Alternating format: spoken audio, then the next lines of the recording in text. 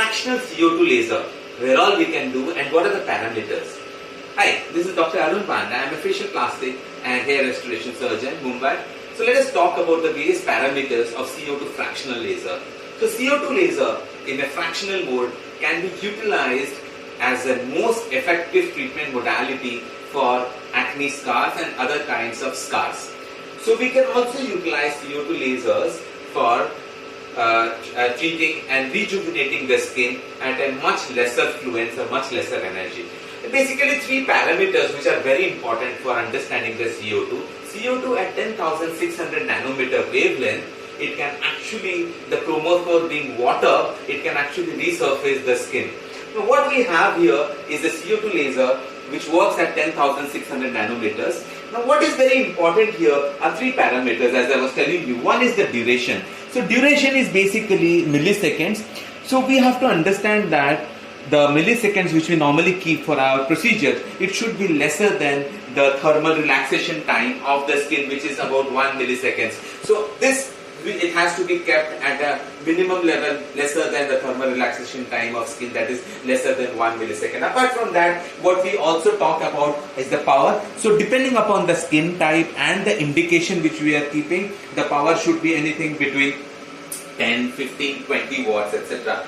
Now what is very important here is basically the density. So the density, if we are increasing the density, that means the more number of the fractionated CO2 lasers are going into that.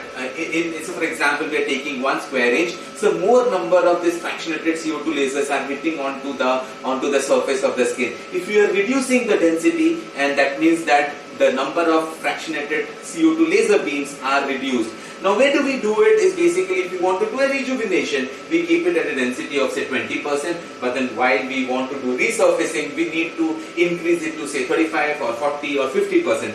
Let me just show you practicality how it is going to make a difference. Now let us keep the duration, for example, at 2.2 milliseconds and keeping the power at 22 watts. Let us try and keep the density at 35%, and I will show you a density of when we increase it. Okay, so this is, we are ready, and then we start shooting it at can you see this?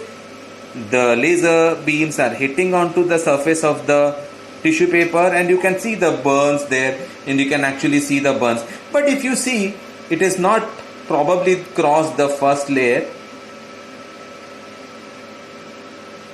and not gone to the second layer. That means it is too superficial. Now let us try and put it at a density of say 95%. If I do that now, so you will see two things. One thing is basically the laser beam, the number of laser beams which are coming out is much more, and it is causing lot of thermal damage to the tissue paper, which is like, if we translate it, it can do lot of thermal damage to the skin basically. So if we are trying to do with increased density onto the skin, we should be very cautious, because they can cause lot of burning and lot of post-inflammatory hyperpigmentation. Now once we are done with this, you can see the kind of burns, the energy and the level of milliseconds being the same thing. If you see the kind of burns with the increase of density, it is drastic. It's drastic. You can see that it is drastic. So we must consider the levels of density. If you are doing resurfacing, it should be minimal. If you are doing it, probably you can increase the density more. And as I said, the milliseconds should be less than the thermal relaxation time of 1 millisecond. So we have the most upgraded CO2 laser in our practice, and we utilize it very often for acne scar treatment and other scars, and also for rejuvenation. If you have any facial plastic procedure queries, you can please post us, and we'll be more than happy to help you. Dr. Arun Panda, Mumbai.